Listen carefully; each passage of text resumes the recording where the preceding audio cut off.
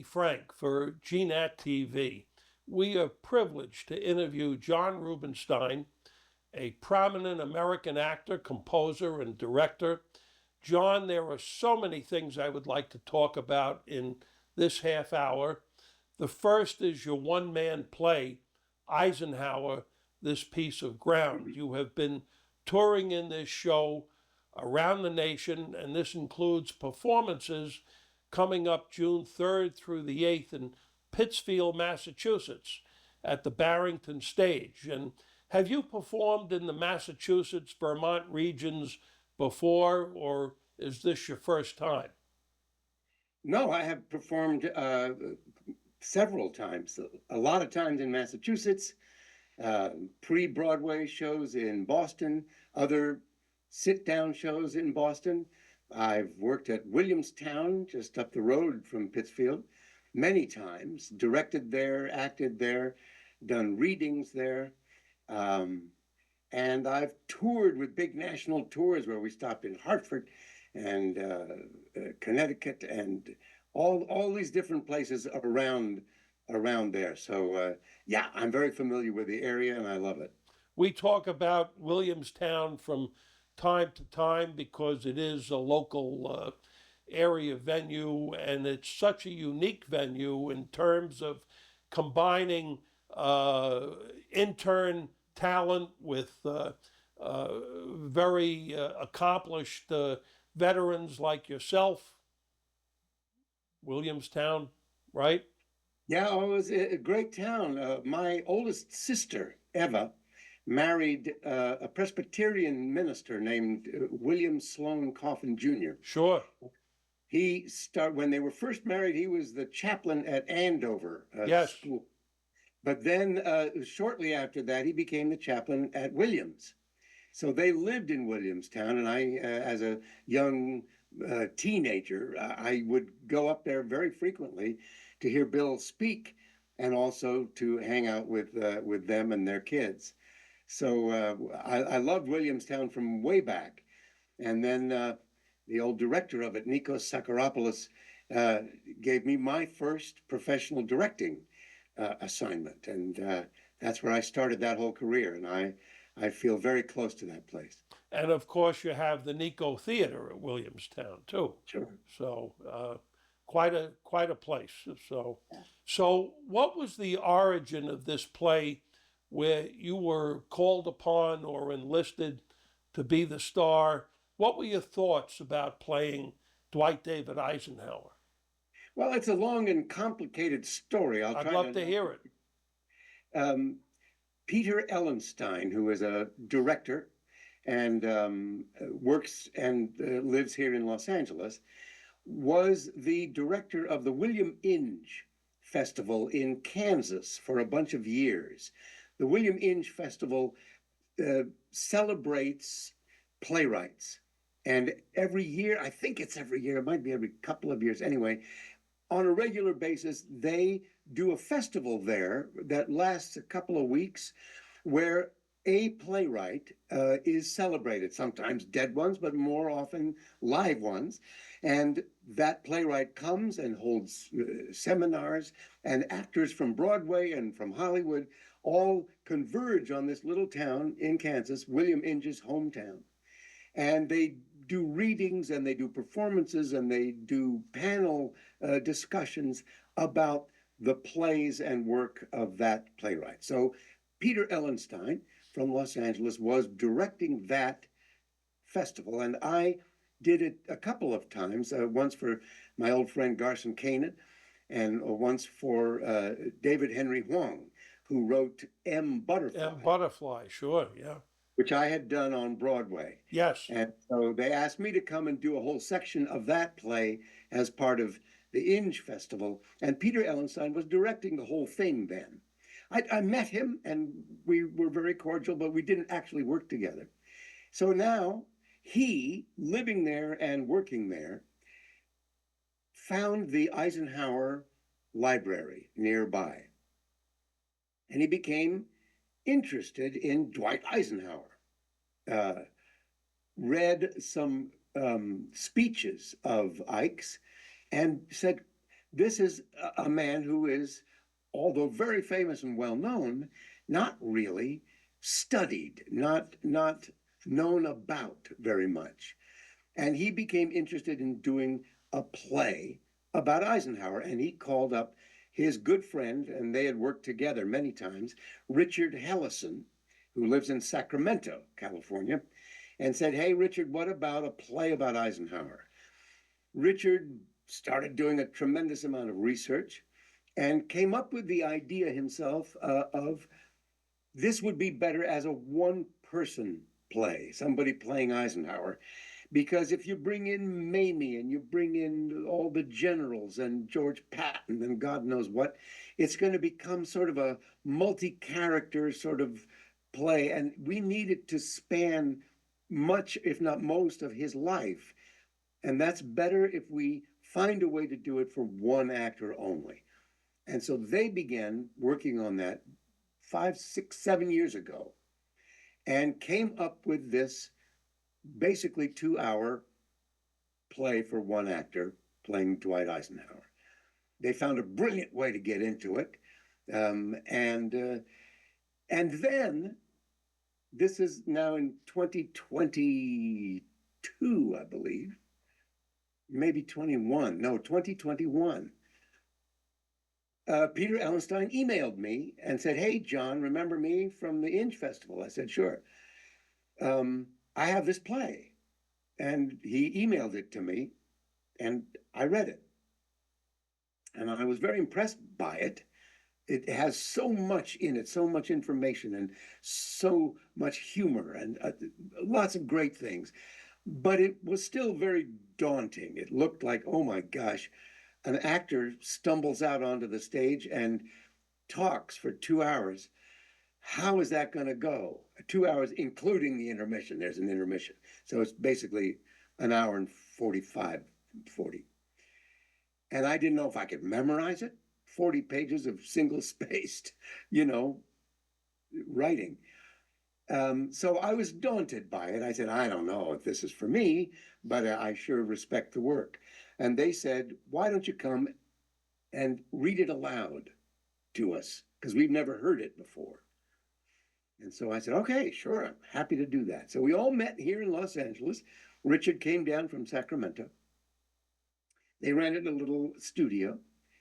And I researched Ike's voice.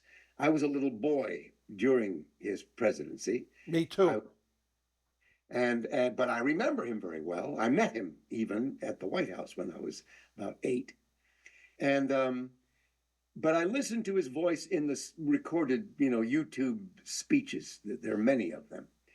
And I said, okay, I get that way of talking. I know it very well. I know people who talk exactly like that, that I've been very close to in my life.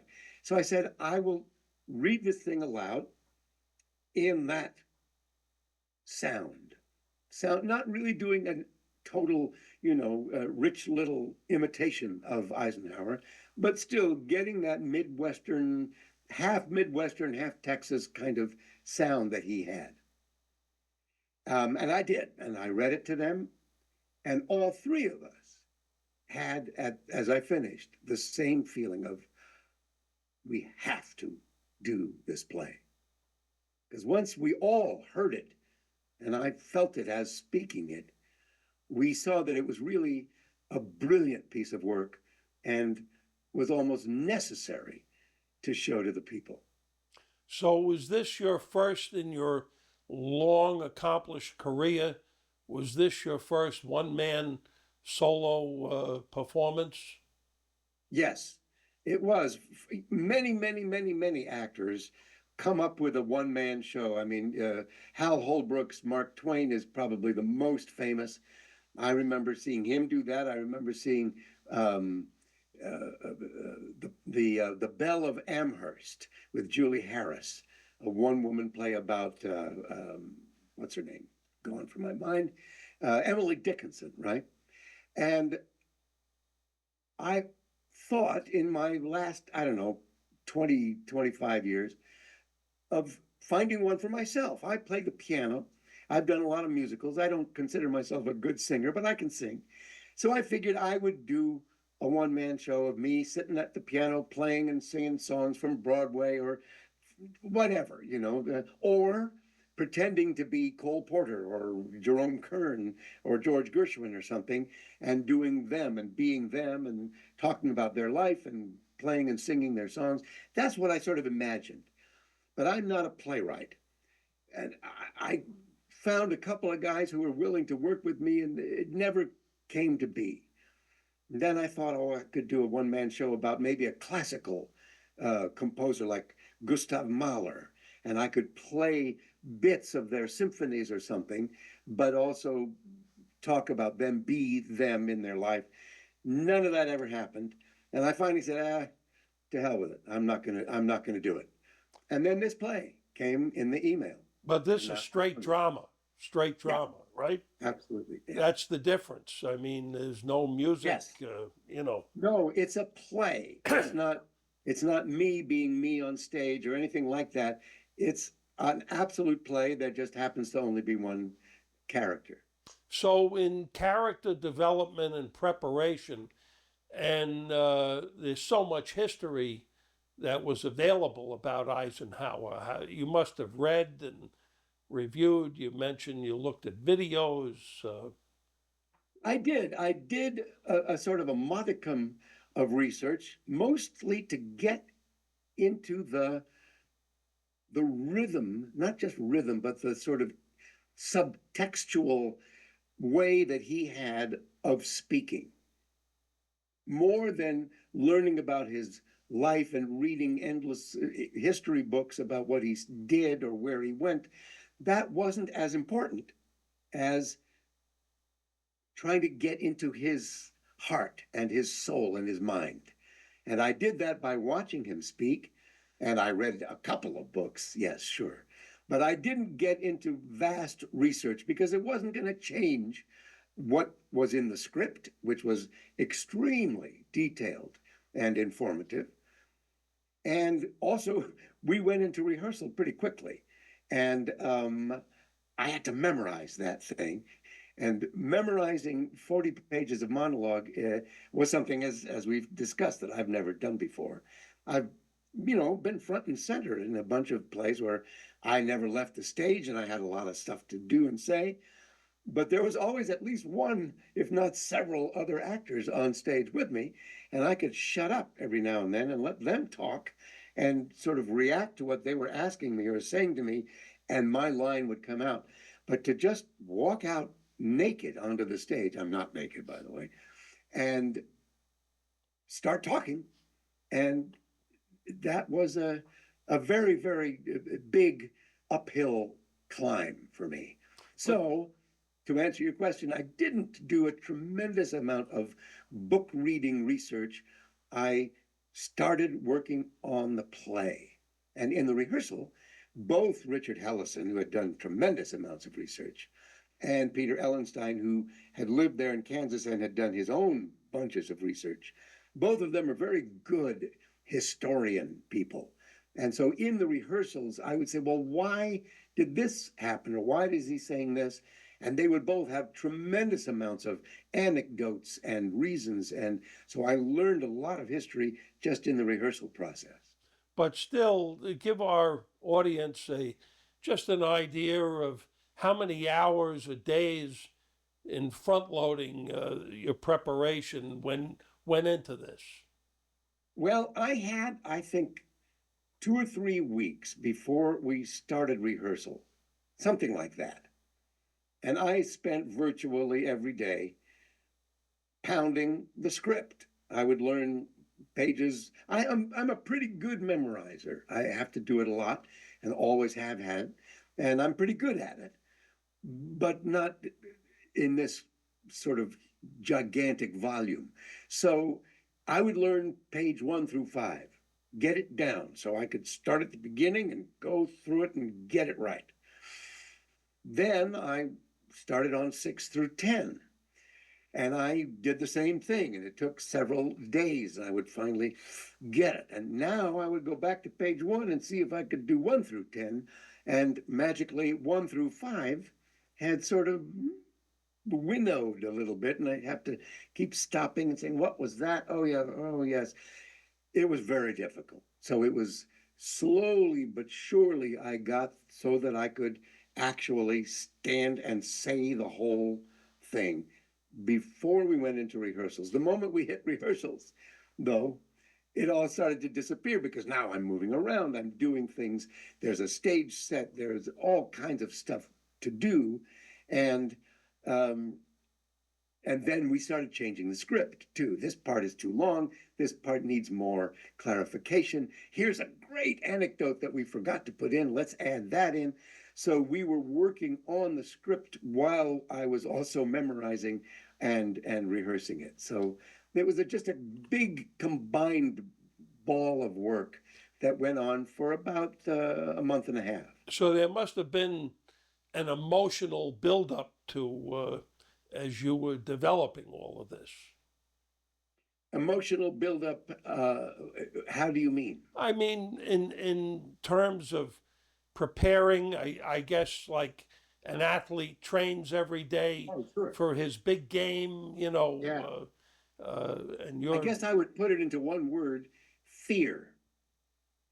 I got more and more afraid as we approached our first audience, simply because of the fact of getting through it without suddenly going up on my lines. I'm a good improviser.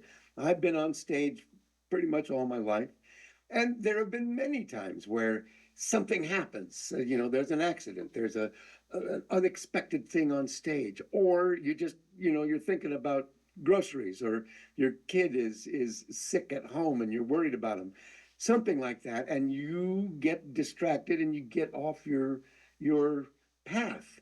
And so, yeah, so then I make up something and I figure out what I'm doing. I've done that many times. I've been in big musicals on Broadway where I would forget my lyrics, and suddenly they would go away, but I knew the tune, so I would just say gibberish. Right, play, profession and blow, big head, left and tap and slow, make it rhyme. Audience would say, "What? I didn't get that lyric." But anyway, but I'd be singing with full confidence.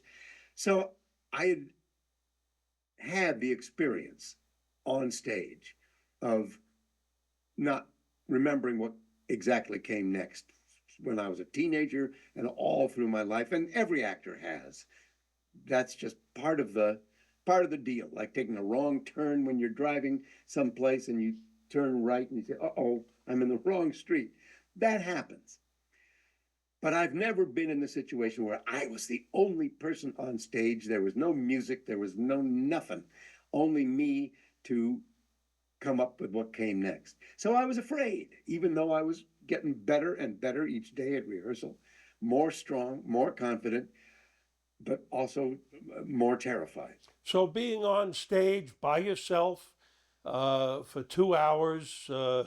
Uh, and as you've just described, it's a deep challenge for most actors. But what skills or what strategy do you apply in order to sustain interest from the audience, keep the audience's attention? That is the job mostly of the playwright. And in this particular case, I have no problem saying the playwright did a magnificent job of writing this play. He figured out a way to make it not be a lecture, a history lecture of some old guy standing on the stage, yada, yada, yada, yada, yada. It isn't that.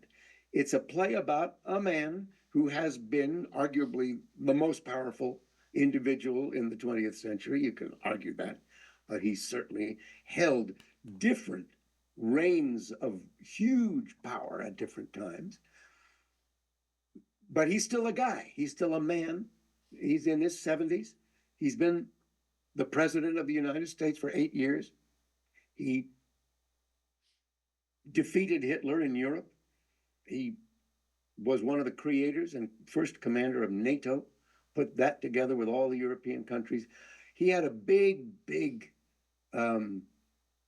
history, a big resume, if you will. But he's still a person. So I remember being 15 years old, and I would read the New York Times every day. I lived in New York. And the Sunday New York in 1962 came out with a rating of all of the presidents of the United States, written by 75 Harvard-type historians, many of them from Harvard, but not all of them, put together by Arthur Schlesinger. And I absolutely remember that Sunday reading the Sunday Times magazine and that article, because it had little pictures of all of the presidents up until Eisenhower. Kennedy was the president then, had been for just, a little while. And I just remember reading it. I don't remember a lot of what it said. I don't remember the rankings and all that, but I remember the event. It was sort of noticeable and important. Well, this play begins with Eisenhower himself on that very same day in 1962, reading that article and seeing where he is ranked, which is at number 22 out of 35 presidents. And he is pissed. His feelings are hurt, his ego is challenged, and he's mad. And so it's a scene out of a play. It's a guy of tremendous achievement being told that he doesn't really amount to very much. And it angers and hurts him. And so it's something predictable. It's not just remembering words and saying them. It's playing the role of a man in that moment, in that life. And the play goes on from there, and he learns a great deal about himself. One of the gimmicks is that he has, as all of this is factually true, he has a tape recorder, an old reel-to-reel tape recorder, into which he has been recording his memories, his memoirs, for a book of his memoirs that's going to be published. And he records, rather than sit there and write things longhand. There were no computers and word processors yet. So there is on stage, sitting there, a tape recorder set up.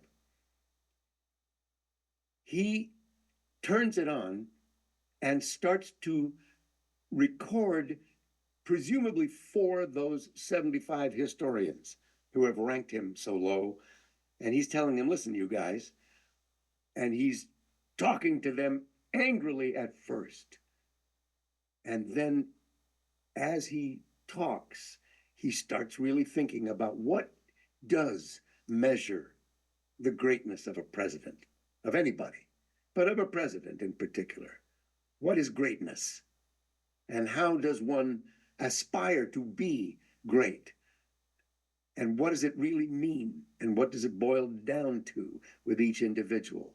And his deep humility and understanding of history and of humanity comes out. And he stops being a pissed off person with a bruised ego, and he ends up being very philosophical, and all the while talking about his life. So I don't need to really worry too much about keeping the audience engaged. They're engaged from the beginning right through to the end.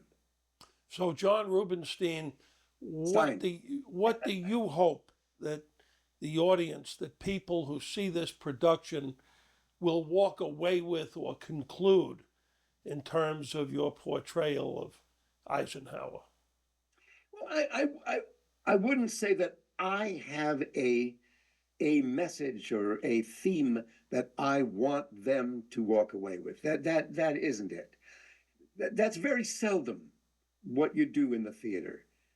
The playwright might have something that he or she wants to leave the audience with. And we actors serve the playwright and the words and the piece.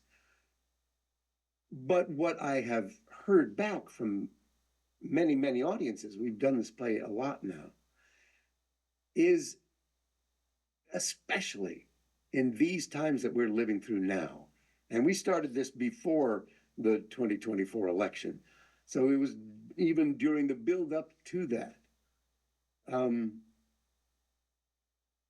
The gigantic job it is to be the president of the United States, or probably the president of any place, but the United States is a very particular place.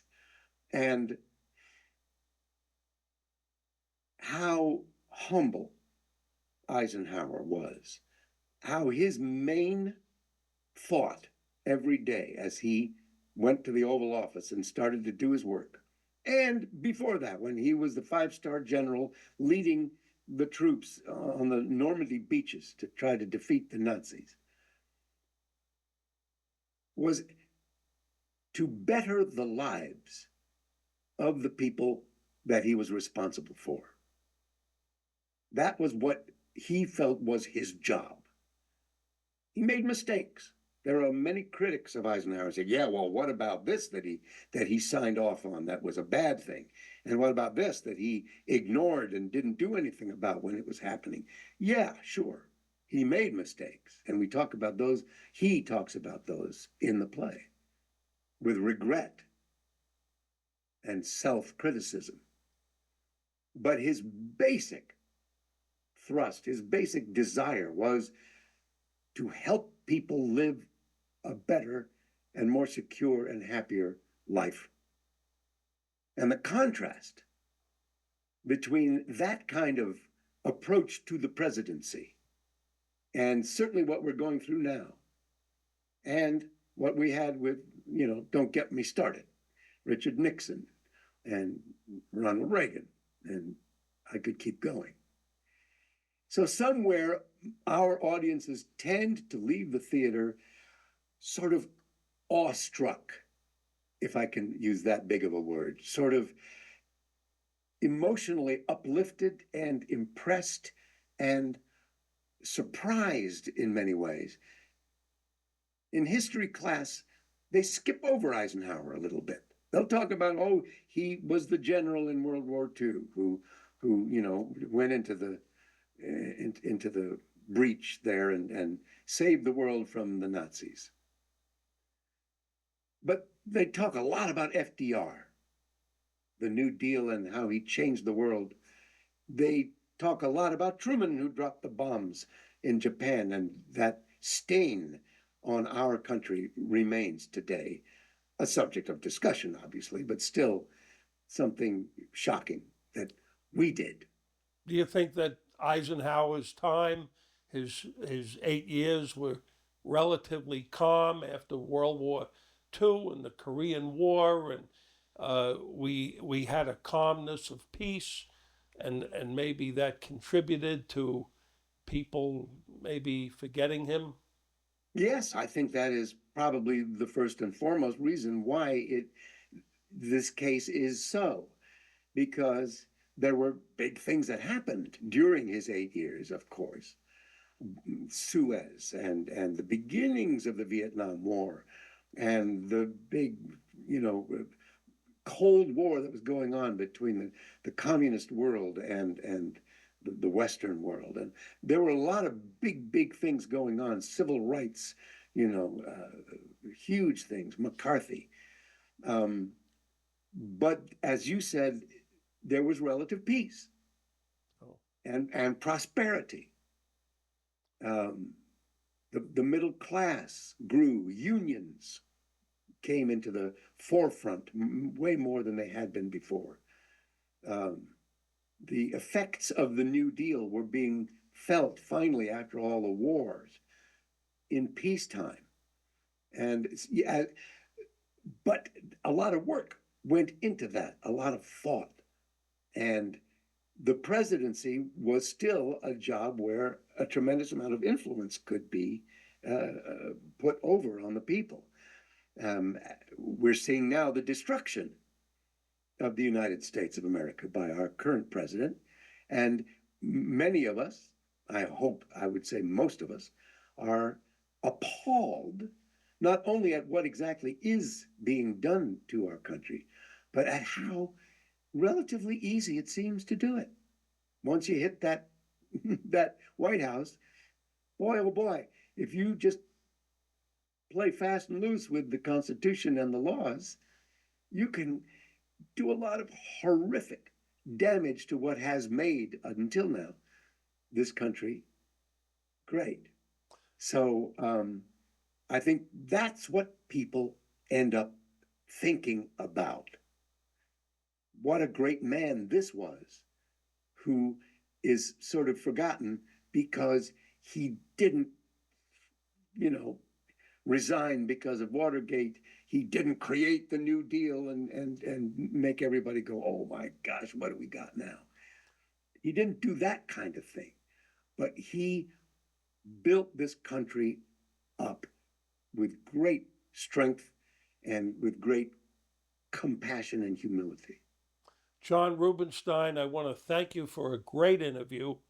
And you've had a career that, I mean, spans so much accomplishment in movies and plays, in narrations of audio books. I think you've done something like 150 audio books, and there's even a video game out with you, I think. And Yes. I want to thank you for a great interview, and be sure to see John Rubinstein in Eisenhower, This Piece of Ground. So thank you so much. Thank you.